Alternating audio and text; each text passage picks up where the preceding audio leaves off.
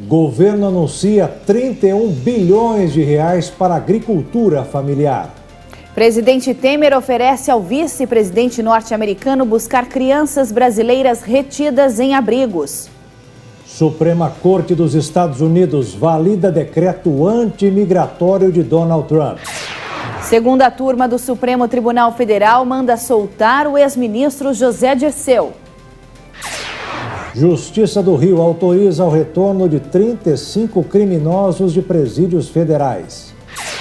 Novo FIES ajuda a mudar a vida dos estudantes com financiamentos de acordo com a renda familiar. Nova explosão no vulcão Kilauea, nos Estados Unidos, provoca um forte terremoto.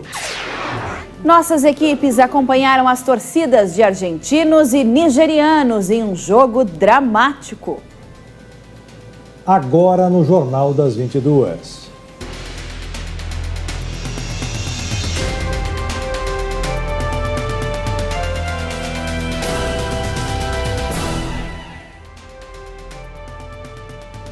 Olá, muito boa noite. Boa noite. O governo federal anunciou nesta terça-feira a liberação de 31 bilhões de reais para o Plano Safra da Agricultura Familiar. O governo anunciou um conjunto de ações para fortalecer a agricultura familiar e garantir segurança jurídica com a titulação e regularização fundiária, seguro da produção, assistência técnica e extensão rural, além de ações para o semiárido. Além disso, os pequenos produtores também terão 31 bilhões de reais em crédito. O objetivo é ampliar a produção de alimentos saudáveis com crédito mais barato. Nós estamos reafirmando o nosso compromisso, não é? Com milhões de brasileiros que trabalham na agricultura familiar. O novo Plano Safra traz 10 ações concretas para ajudar o pequeno agricultor a produzir com mais eficiência e ter mais oportunidades de negócios. O governo também fechou uma parceria para levar os alimentos dos pequenos produtores para os supermercados. Por isso nós queremos aproximar o produtor familiar dos consumidores. E daí a parceria que estabelecemos com os supermercados, precisamente para garantir em todo o país, como lembrava o Padilha, gôndolas exclusivas para a produção do agricultor familiar. O agricultor familiar tem uma relação particular com a terra, seu local de trabalho e moradia. A diversidade produtiva também é uma característica marcante desse setor. Os pequenos produtores são responsáveis pela produção de mais de 70% do alimento que chega todos os dias às mesas das famílias brasileiras. Por isso, segundo o governo, a liberação de crédito barato é mais do que uma ajuda, é um investimento para o país. A polícia do Rio de Janeiro vai receber pouco mais de R$1 milhão que foram recuperados pela Operação Lava Jato. O dinheiro estava em contas de pessoas que firmaram acordo de colaboração premiada. Ele será usado para a aquisição de itens da Polícia Técnica Carioca que estão em falta. O Gabinete de Intervenção Federal informou que o dinheiro deverá ser usado para a aquisição de uma série de itens que são usados pela perícia técnica e que estão em falta. O material deverá estar disponível já a partir do mês que vem. O Comando Militar também informou que foram feitos processos administrativos e cotações para garantir o menor preço. As informações foram repassadas para a Justiça Federal, que é responsável pela aquisição dos produtos. A situação de trabalho dos peritos é precária. Falta de tudo, desde itens básicos como o luminol, que é um agente que identifica sangue, a reagentes e kits para exame de DNA e de toxicologia. Até mesmo o pincel para levantamento de impressões digitais estava em falta. A ausência desses itens retarda a elaboração dos laudos. No Instituto Médico Legal, há cerca de 22 mil relatórios técnicos pendentes e o Instituto de Criminalística acumula 10 mil por fazer. A expectativa é que o aporte de recursos ajude a desafogar o trabalho dos peritos.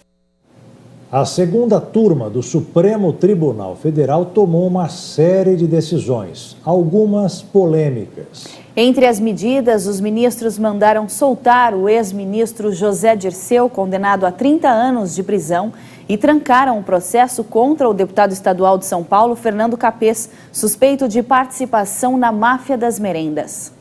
Dirceu foi condenado a 30 anos e 9 meses de prisão e estava cumprindo a pena pelos crimes de corrupção ativa, lavagem de dinheiro e organização criminosa. A proposta de libertar o petista partiu do ministro Dias Toffoli e foi seguida pelos ministros Gilmar Mendes e Ricardo Lewandowski. O único a votar contra foi Edson Fachin, relator da Lava Jato. Celso de Mello estava ausente na sessão e não participou do julgamento. Toffoli entendeu que havia problemas na dosimetria da pena de Dirceu e, por isso, concedeu um habeas corpus e destacou que a defesa do réu está recorrendo contra a condenação no STJ e no próprio STF. Eu mantenho o julgamento da ação improcedente com a concessão da habeas corpus de ofício em razão da plausibilidade dos recursos excepcionais que foram apresentados por conta da dosimetria da pena, que pode ser alterada, vindo a alterar o regime que hoje se encontra cumprindo o ora reclamante. Outro beneficiado pelos ministros foi o ex-tesoureiro do PP, João Cláudio Genu, que foi preso em maio depois de ter sido condenado pela segunda instância na Operação Lava Jato. A proposta de libertar o político também partiu de Dias Toffoli. Ele defendeu a libertação de forma liminar porque considerou um recurso da defesa contra a condenação pelo Tribunal Regional Federal da 4ª Região. O recurso, no entanto, corre no Superior Tribunal de Justiça. Ainda assim, Toffoli considerou o argumento apresentado pela defesa. Genu estava preso depois de ter sido condenado por corrupção passiva e associação criminosa. E mais um petista teve uma vitória na Suprema Corte. Os ministros da segunda turma invalidaram as provas colhidas no apartamento funcional da senadora Gleice Hoffmann em junho de 2016. A investigação tinha como alvo o marido dela, Paulo Bernardo, ex-ministro do Planejamento. A maioria dos ministros entendeu que a busca e apreensão não poderia ter sido autorizada por um magistrado de primeira instância. O ex-ministro era suspeito de participar de um suposto esquema que teria desviado 100 milhões de reais do Ministério do Planejamento. Quem também está feliz com a segunda turma é o ex-presidente da Assembleia Legislativa de São Paulo. Os ministros trancaram uma ação penal contra o deputado estadual do PSDB paulista, Fernando Capês. O político era investigado por suposta participação na chamada máfia da merenda. Ele era acusado de corrupção passiva e lavagem de dinheiro. O Ministério Público ainda pode recorrer da decisão e os ministros destacaram que o trancamento pode ser revertido caso surjam novos elementos que apontem participação do suspeito no caso. A Justiça Federal de Curitiba aceitou uma denúncia contra o ex-governador do Paraná e pré-candidato ao Senado, Beto Richa, do PSDB. O tucano é acusado de desvio de finalidade na aplicação de verba federal de R$100 mil para reformar unidades de saúde entre os anos de 2006 e 2008. Nesse período, o político era o prefeito da capital paranaense. Até agora, Richa não se manifestou sobre o caso. A Justiça do Rio de Janeiro autorizou o retorno de 35 criminosos de presídios federais para penitenciárias do estado. Segundo a polícia, alguns deles são chefes de facções e foram afastados do Rio porque poderiam influenciar a prática de crimes. Para o Tribunal de Justiça, não havia motivo para manter os presos longe do estado. Desses detentos tem gerado discordância entre a Justiça e os órgãos, como o Ministério Público e a Secretaria de Segurança. Isso porque a permanência fora do estado tem que ser justificada a cada período de 1 ano. O afastamento do Rio de Janeiro desses detentos tornaria mais difícil a influência sobre as quadrilhas. De acordo com a Procuradoria, é levado em consideração o comportamento do carcerário e o não poder de decisão deste sobre os seus grupos criminosos para realizar a permuta prisional. Entre os que conseguiram retornar aos presídios estaduais está o traficante Aldair Marlon Duarte, de 43 anos, conhecido como Aldair da Mangueira. No primeiro trimestre deste ano, um relatório feito pela Secretaria de Segurança Pública sinalizava a importância de manter Aldair fora do Rio de Janeiro. O regresso ao estado surpreendeu a polícia. Em contrapartida, o Tribunal de Justiça do Rio de Janeiro emitiu uma nota afirmando que faltam elementos novos para manter os presos fora do Rio de Janeiro. É bom ficar atento ao prazo. As inscrições para o Enem começam na semana que vem. O programa tem ajudado estudantes de baixa renda a realizar o sonho de se formar em uma universidade.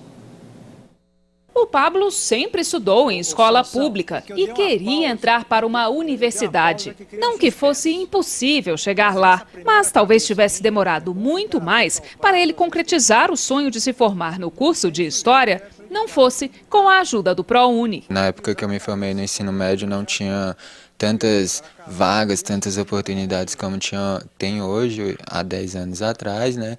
O vestibular era muito mais concorrido. Tanto é que para dar continuidade aos estudos, né, como eu queria, eu me mudei para Goiânia para ver se eu conseguia uma vaga lá. E tanto é que consegui pelo ProUni, né? 5 anos depois da formatura, ele lembra com carinho dos companheiros de jornada e guarda no peito a emoção do dia em que segurou o diploma nas mãos. Foi uma emoção, né, muito grande. Você vê aquela cena toda da formatura, da beca, e você vê que você está lá, né, protagonizando com seus familiares, vendo você pegar o diploma, o reconhecimento, né, dos professores. Realmente é muito bom. Você olha para trás, vê todo o esforço, né, de entrar na faculdade, conseguir continuar nela, né, e ainda mais se formar. É muito, muito legal, muito bom mesmo. O ProUni significa Programa Universidade para Todos e foi criado pelo governo federal em 2004 sob responsabilidade do Ministério da Educação. Através do ProUni, participantes do Enem podem concorrer a bolsas de estudos integrais ou parciais em instituições privadas de ensino. Esse diretor do MEC explica quais são os critérios para que o candidato tenha acesso às bolsas. ProUni é um programa de concessão de bolsas de estudo integrais e parciais. Integrais para o candidato comprova renda de até 1,5 salário mínimo por pessoa da família e parcial 50% até 3 salários mínimos por pessoa da família. O candidato precisa realizar o Enem da edição 2017, obter no mínimo 450 pontos e não zerar na redação. Além disso, ele deve atender alguns dos requisitos, quais sejam ser professor da rede pública de educação básica em efetivo exercício, ou pessoal com deficiência, ou estudante oriundo de escola pública, no ensino médio, ou de escola privada, na condição de bolsista integral. Com o ProUni ganham os estudantes e ganham também as universidades. Isso porque elas deixam de pagar boa parte dos impostos e contribuições à União em troca da concessão de bolsas de estudo para alunos de baixa renda. Uma novidade é que o Ministério da Educação flexibilizou o ProUni para que mais pessoas tenham acesso ao programa, diminuindo o número de vagas ociosas. A partir do ano que vem, quem desejar ingressar em uma segunda graduação poderá participar do programa para cursar licenciatura sem comprovar renda. Essa nova política surgiu após o MEC diagnosticar que das 56 mil bolsas para cursos de licenciatura, 20 mil estão sem uso. Desde a sua criação, o ProUni já atendeu 2,9 milhões de estudantes, sendo que 70% com bolsas integrais. As inscrições vão começar do dia 26 até o dia 29 de junho e o resultado será no dia 2 de julho a primeira chamada e 16 de julho a segunda chamada. Vale lembrar que são mais de 1.000 instituições participantes do programa, ofertando mais de 174 mil bolsas. O Pablo se orgulha de fazer parte desta estatística e conta como a graduação tem ajudado a conquistar novos desafios em busca da qualificação profissional. Com a graduação abre o mercado de trabalho, né, e pretendo continuar assim porque é o que eu gosto de fazer, é estudar e sei que está me dando bons resultados até hoje. E veja a seguir. Suprema Corte dos Estados Unidos valida decreto anti-imigratório de Donald Trump. E ainda, presidente Temer se encontra com o vice-presidente dos Estados Unidos em Brasília.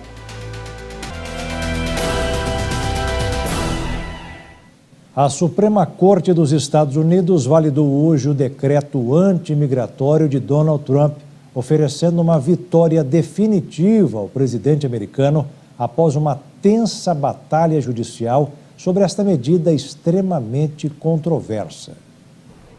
A Suprema Corte americana validou o decreto anti-imigratório de Donald Trump, que proíbe a entrada de cidadãos de 6 países de maioria muçulmana em território americano. Trump celebrou o que classificou como tremenda vitória para o povo americano sobre a histérica oposição dos democratas e da imprensa. A decisão mostra que todos os ataques da mídia e dos políticos democratas estão erradas, se mostraram muito erradas. O que nós republicanos buscamos, eu te digo, são fronteiras fortes e nenhum crime. O que os democratas buscam é fronteiras abertas, terríveis crimes. Isso traria o MS-13 e muitos outros que não queremos em nosso país. A corte considerou que Trump apenas usou de maneira legítima suas prerrogativas em matéria de imigração. O texto ratificado é a terceira versão de um decreto sancionado pela Casa Branca em 27 de janeiro de 2017, apenas uma semana depois da posse de Trump.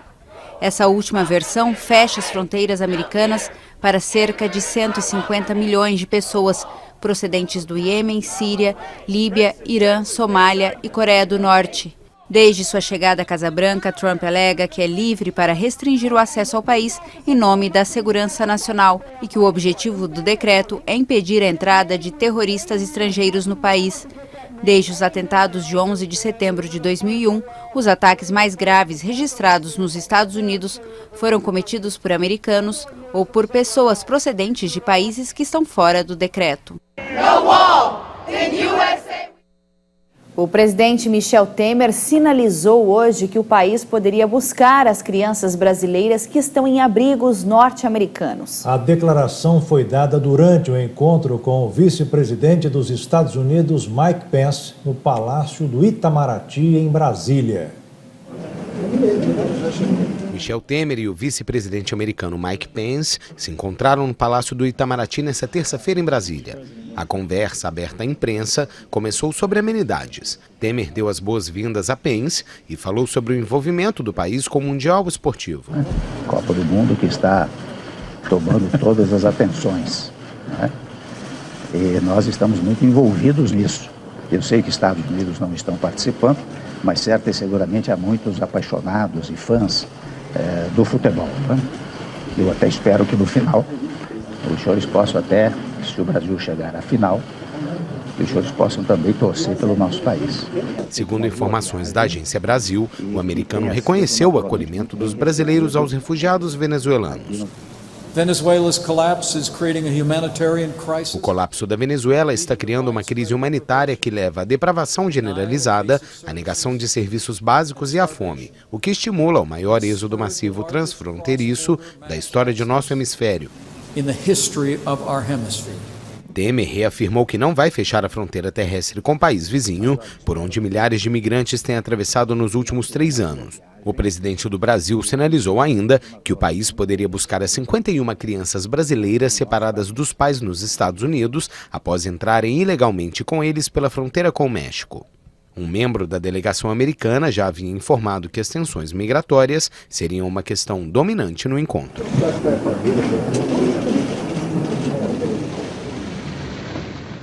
E nesta visita ao Brasil, o vice-presidente americano Mike Pence disse que se as pessoas não puderem ir legalmente aos Estados Unidos, então que evitem ir. É a primeira vez que Pence vem ao Brasil, onde discute temas como esses polêmicos de imigração.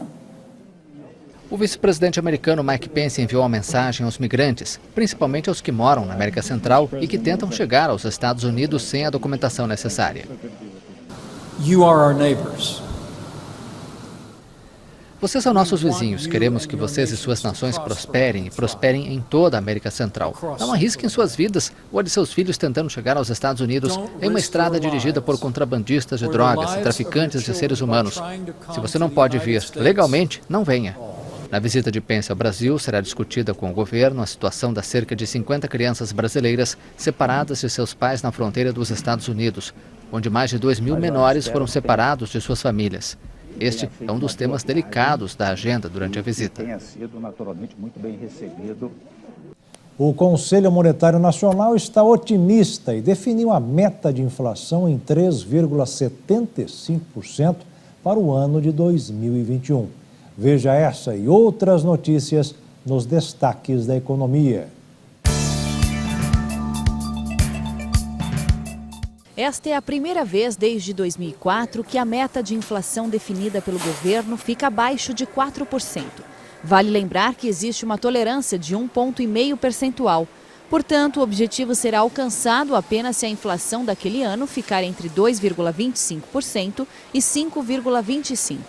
A divulgação dessa meta indica que o governo pode perseguir uma inflação mais baixa nos próximos anos, beneficiando consumidores e empresas, influenciando na formação de preços e com taxas de juros mais baixas.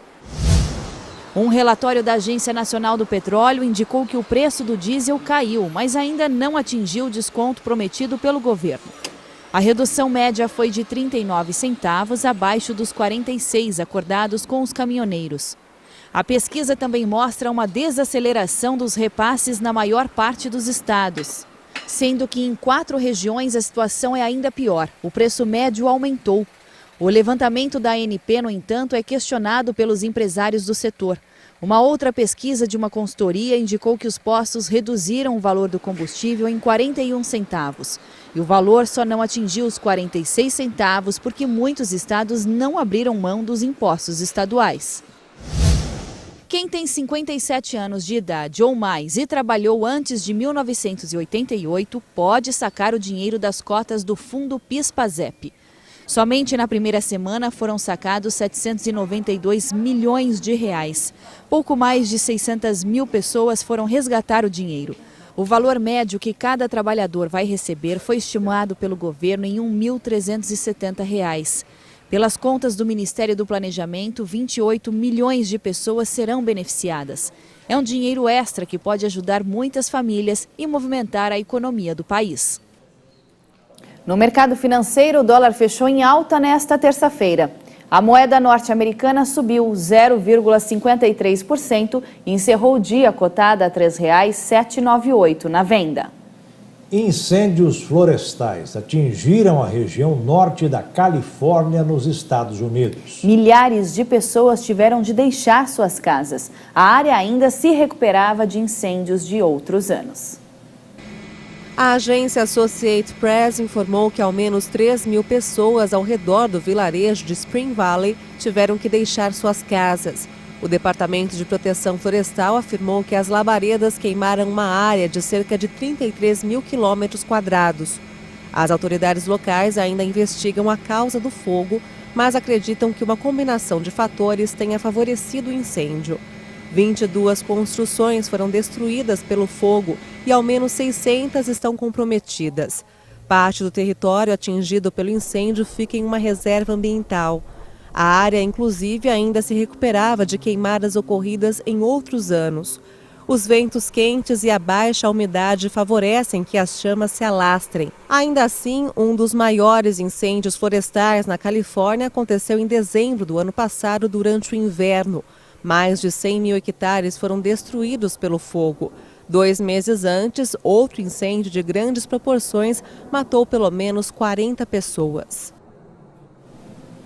E veja a seguir, para o alívio das famílias ribeirinhas, o nível do rio Paraguai, no Mato Grosso do Sul, parou de subir. E ainda, nova explosão no vulcão Kilauea, no Havaí, provoca terremoto. Uma nova explosão no vulcão Kilauea, no Havaí, em erupção há quase 2 meses, provocou um terremoto de magnitude 5,2 hoje. Não há relatos de vítimas ou danos. O tremor aconteceu a 800 metros de profundidade. Segundo o Serviço Geológico Americano, o fenômeno esteve associado a uma pequena explosão e ao desprendimento de rochas da cratera. Há 2 semanas, o órgão alertou que a cratera, localizada na cúpula do vulcão, está sofrendo um afundamento interno das paredes e da beira, devido à constante atividade do monte. O vulcão Kilauea entrou em erupção pela primeira vez em 3 de maio, após vários dias de registro de terremotos de magnitude 5.0 na região. Após meses seguidos de expectativa e temor de uma grande cheia, o Rio Paraguai finalmente parou de subir ao longo da última semana. E essa notícia traz um alívio para as famílias ribeirinhas e criadores de gado, que ainda sofrem com os efeitos da enchente. Pelo caminho rumo à escola Jatobazinho ou para quem vai em direção ao Mato Grosso, as imagens vão se repetindo. Casas vazias e tomadas pela água. Alguns moradores permanecem às margens do Rio Paraguai, como o seu Tito. Mas veja que a casa dele é bem suspensa. É o caseiro daqui, juntamente com a esposa, a dona Maria. Um ano não enche, outro ano não enche mais, outro ano não enche menos, assim que é, né? A gente acostuma. Ele só pode ficar na parte de cima só. Só aqui é só em cima. Já outros moradores desaparecem e dão mau exemplo. Repare que cena triste. Mais de 30 animais ilhados, sem comida e sem para onde ir. 4 deles já morreram de fome ou por causa de alguma doença, já que estão há mais de 2 meses sem ração ou pastagem, pois está tudo alagado. Ele vendeu a parte que estava gordo, estava tudo engordando, daí ele deixou esses bezerros aí, sabendo que ia afundar mesmo aqui, porque todo mundo avisou que a enchente estava grande em cima, né? Algumas casas ficam em pontos mais altos, não ficam inundadas, como a do seu Jorge. Quase que afundou, né? Mas graças a Deus, começou a baixar a água. Este pesquisador da Embrapa Pantanal lembra que as cheias são classificadas em 3 níveis. A pequena, de 4 a 5 metros, de 5 a 6 metros é a média, a situação que mais se repete como a atual. E acima dos 6 metros, extraordinária. O Aquidauana passou dos 10 metros, né? 10 metros e 40, se eu não me engano, que foi um recorde para o Rio Aquidauana esse ano. E como o Rio Aquidauana é um tributário do Rio Miranda, os dois se somaram, né? A última cheia do Rio Paraguai foi registrada em 2014, quando atingiu a marca de 5 metros e 42 centímetros.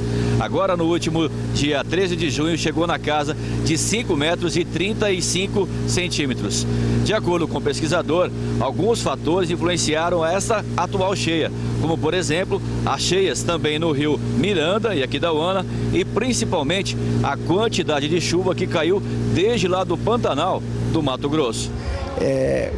Juntando a cheia do Rio Paraguai, do Rio Cuiabá, do Rio São Lourenço, Rio Piquiri, Tiquira, todos esses rios se juntam, eles se convergem e se encontram na região do Amolar, que é o limite, ou seja, também é a fronteira entre os estados de Mato Grosso e Mato Grosso do Sul. Em fevereiro, com o córrego Dois Irmãos cheio, a água invadiu a BR-262 e a rodovia foi interditada na região de Aquidauana.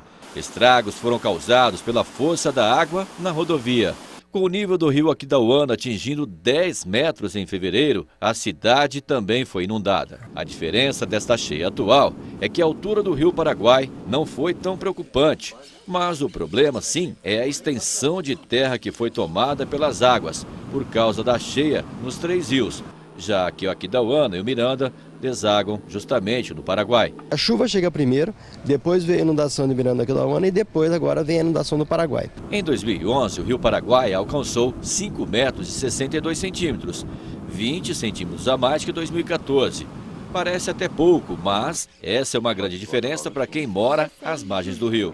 Moradores estudiosos lembram de uma das maiores cheias da história do Rio Paraguai, a de 1995. Aqui ficou no meio da casa, aqui, 95. Aí quase, né, cobriu o aterro, mas graças a Deus, né?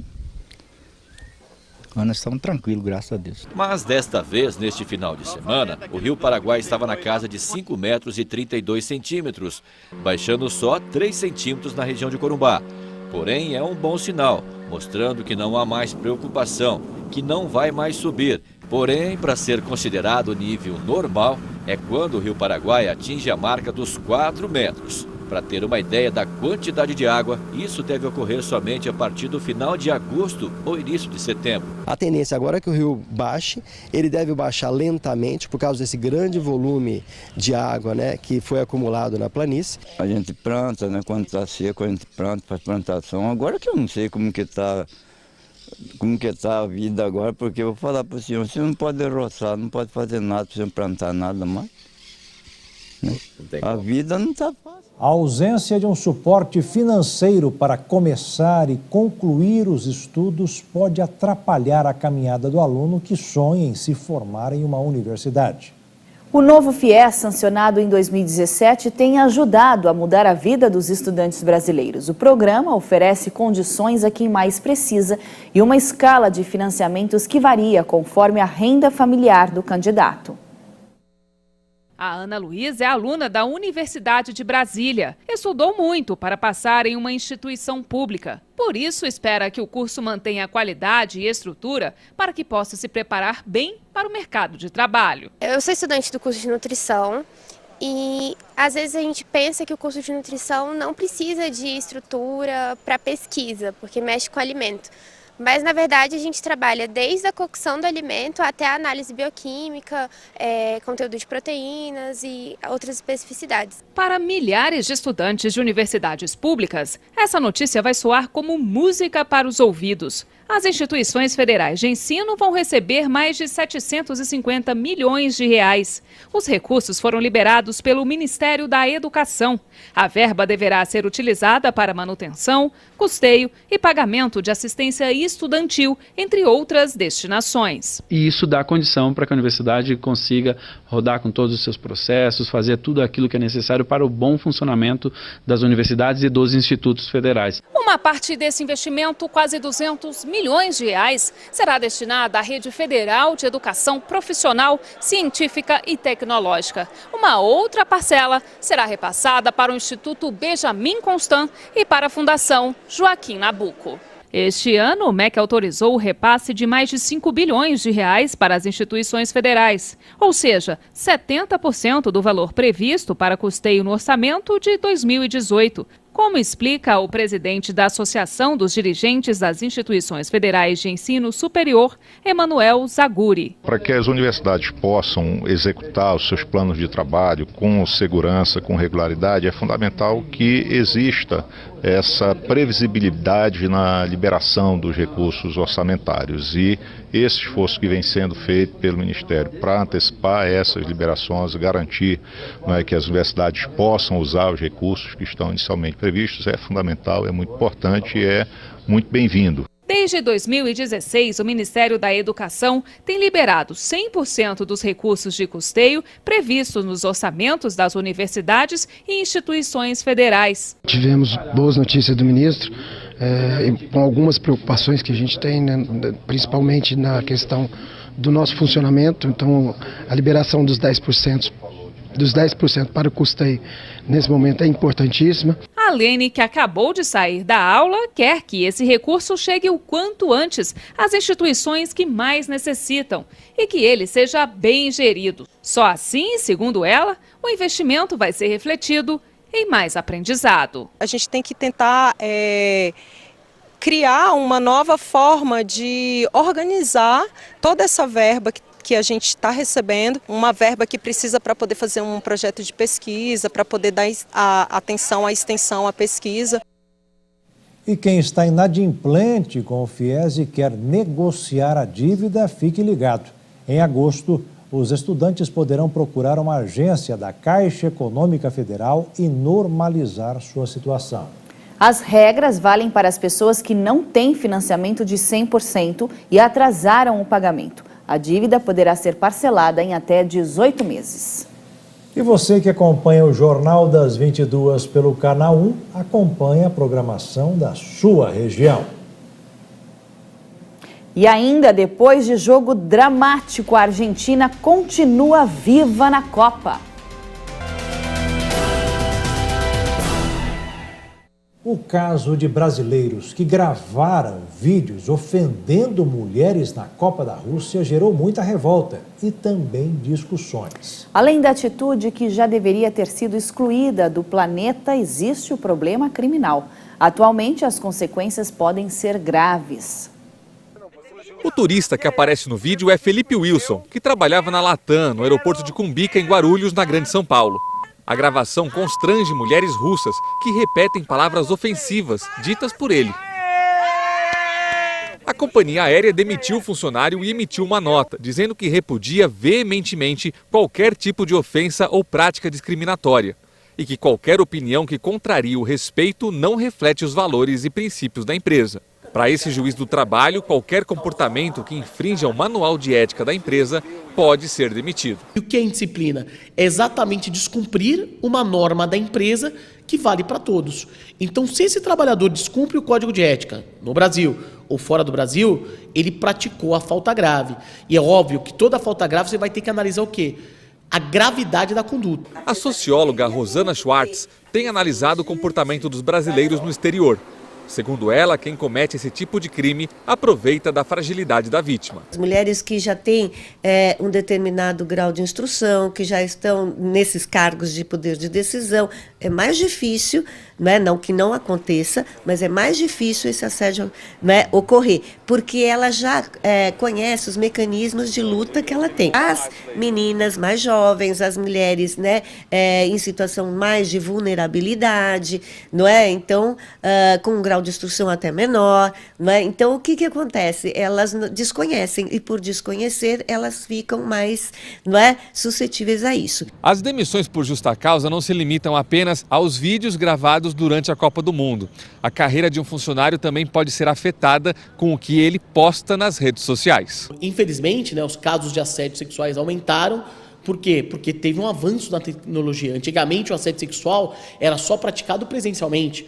O colega de trabalho ia lá e assediava sexualmente no momento que estava sós. Hoje não.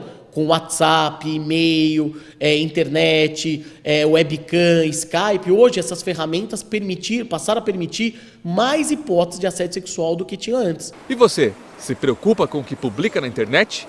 Sim. Por quê? Depende de alguns argumentos que as pessoas têm, publicações inadequadas, que hoje a internet tem muito disso, né? É uma coisa global, onde tem assuntos de tudo. Não pode postar tudo que você pensa, mas não que eu me preocupe com o que eu poste. Em fevereiro desse ano, Lucas Almeida foi demitido da empresa para a qual trabalhava depois de publicar essa foto, com a legenda "Vou roubar seu celular", onde 3 rapazes negros aparecem ao fundo. Nessa outra imagem, o funcionário Lucas Norberto foi dispensado por falar mal do chefe e outros colegas de trabalho. Ele mesmo postou a carta de demissão. Segundo a socióloga, para diminuir a quantidade de casos assim, é preciso educar as pessoas ainda quando crianças. Pais, ou os responsáveis das crianças, eles devem explicar tanto para os meninos quanto para as meninas, que esse tipo de atitude é do século passado, do século XX, do século XIX, nós já estamos no XXI. A polícia de Madrid divulgou um vídeo com uma imagem inusitada. Um cachorro faz massagem cardíaca em um policial. Essas imagens são de uma simulação realizada pela polícia de Madrid. O policial finge que teve um ataque cardíaco. Logo em seguida, um cachorro de nome Pôndio começa a fazer massagem cardíaca. Ele faz pressões no peito e ainda escuta o coração. Foi só um exercício, mas Pôndio mostrou que levou a sério seu trabalho.